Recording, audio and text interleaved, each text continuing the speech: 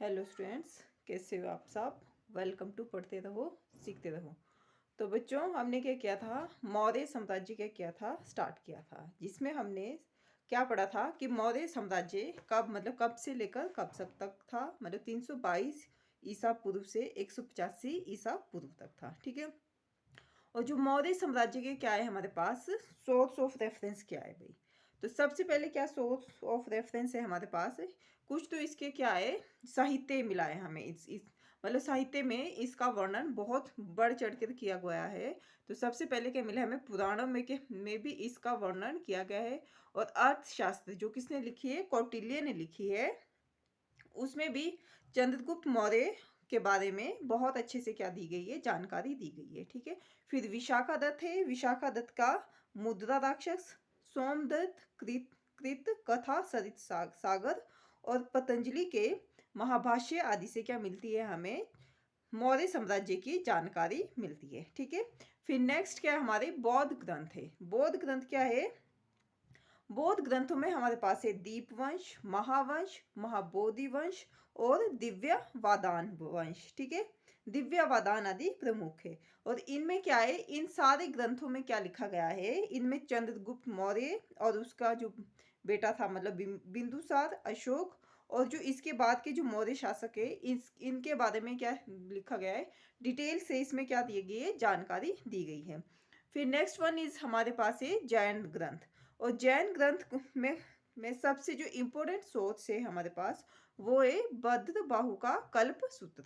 And next is Hemchandra का परिशिष्ट पवर्न। तो ये तो हो गए हमारे जो क्या है, साहित्यिक साक्ष्य है हमारे पास किसके, मतलब मौर्य साम्राज्य के। इसके साथ साथ हमने ये भी देखा था कि जो मैक्स नीजे या उसने भी क्या लिखा है, इंडिका को लिखा है। ठीक है।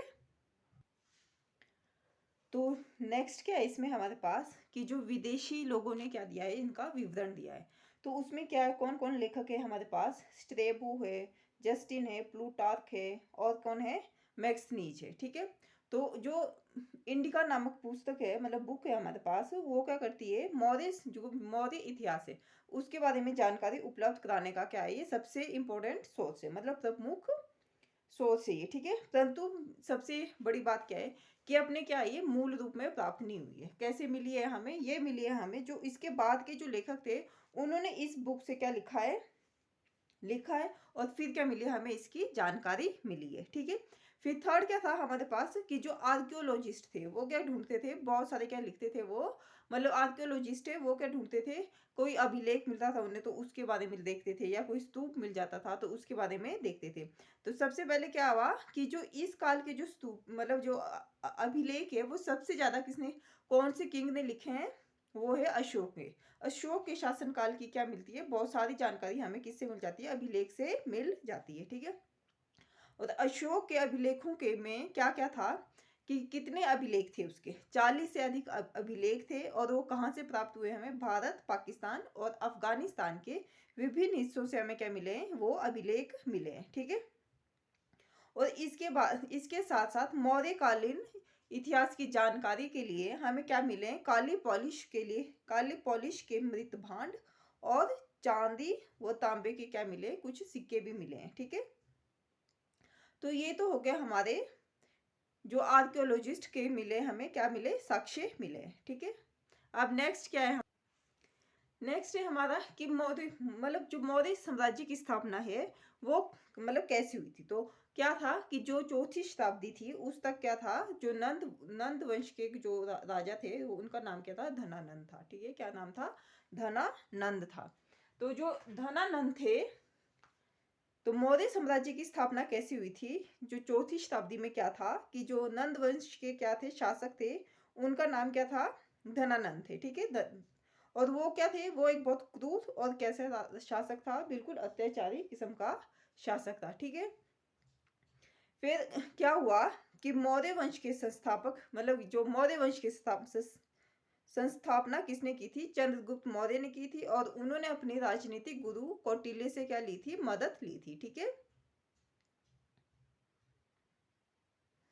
और जो मगध की राजधानी क्या थी उस टाइम पे, पाटलिपुत्र थी। ठीक है। और जो चंद्रगुप्त मौर्य थे वो कब बैठ गए थे गद्दी पे, वो 22 ईसा पूर्व में क्या बैठ के थे, मगध की गद्दी पे धनानंद को पराजित करके मगध की गद्दी उन्होंने क्या कर ली थी, प्राप्त कर ली थी। ठीक है, तो जो उनका वंश था, मतलब वो क्या था, जैन और बौद्ध ग्रंथों में क्या बताया गया है, उन्हें क्षत्रिय बताया गया है, लेकिन जो ब्राह्मण साहित्य है उनके वंश और जाति को लेकर क्या है, विद्वान क्या है, चंद्रगुप्त मौर्य की जाति को और वंश को लेकर क्या है, विद्वान क्या है, हमारे एक मत नहीं है। ठीक है, कुछ विद्वानों ने क्या माना है कि जो ब्राह्मण साहित्य मुद्रा राक्षस या विष्णु पुराण के अनुसार चंद्रगुप्त मौर्य को शुद्ध माना गया है, लेकिन ऐसा मतलब ऐसा नहीं लगता है।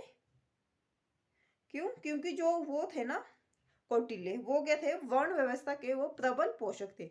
मतलब वो क्या बोलते थे कि वर्ण व्यवस्था समाज के लिए बहुत जरूरी थी। ठीक है, और इनके अनुसार मतलब कौटिल्य के अनुसार क्या होता है कि क्षत्रिय वर्ण का व्यक्ति क्या बन सकता है, राज्यत्व का अधिकारी हो सकता है।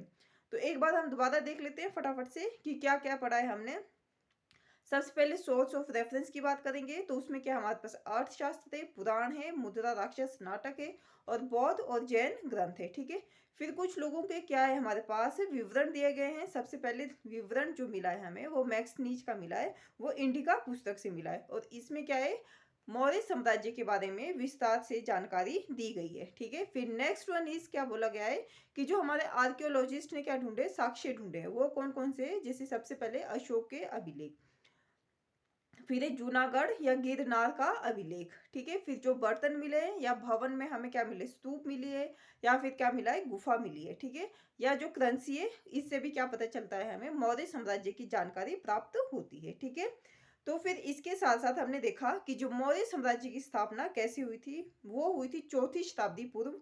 जो मगध में किसका शासन था, सबसे पहले नंद वंश का शासन था, और नंद वंश के जो शासक थे उनका नाम क्या था, धनानंद था, और वो कैसे शासक थे, बहुत क्रूर और अत्याचारी क्या थे, वो शासक थे। ठीक है, और मौर्य वंश के जो संस्थापक थे, मतलब मौर्य वंश के जो संस्थापक थे वो कौन थे, चंद्रगुप्त मौर्य थे, और उन्होंने अपने राजनीतिक गुरु कौटिल्य के साथ मिलकर क्या की थी, मौर्य वंश की स्थापना की थी। ठीक है, लेकिन इनके वंश को लेकर क्या है, बहुत सारे मतभेद है। जैन और बौद्ध ग्रंथों में इन्हें क्या माना गया है, क्षत्रिय माना गया है, लेकिन जो ब्राह्मण और साहित्य में क्या माना गया है, इन्हें शूद्र माना गया है। ठीक है, लेकिन ऐसा क्या है, जो शुद्ध वाला है उसको क्या बोलते हैं लोग कि ये क्या है, ये भी ऐसा नहीं था, मतलब क्योंकि कौटिल्य क्या था, वर्ण व्यवस्था का बहुत मतलब बहुत बड़ा सपोर्टर थे, और वो क्या बोलते थे कि जो राज्यत्व का अधिकारी है वो कौन हो सकता है, क्षत्रिय वंश का ही हो सकता है।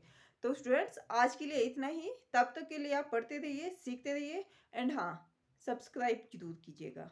Thank you.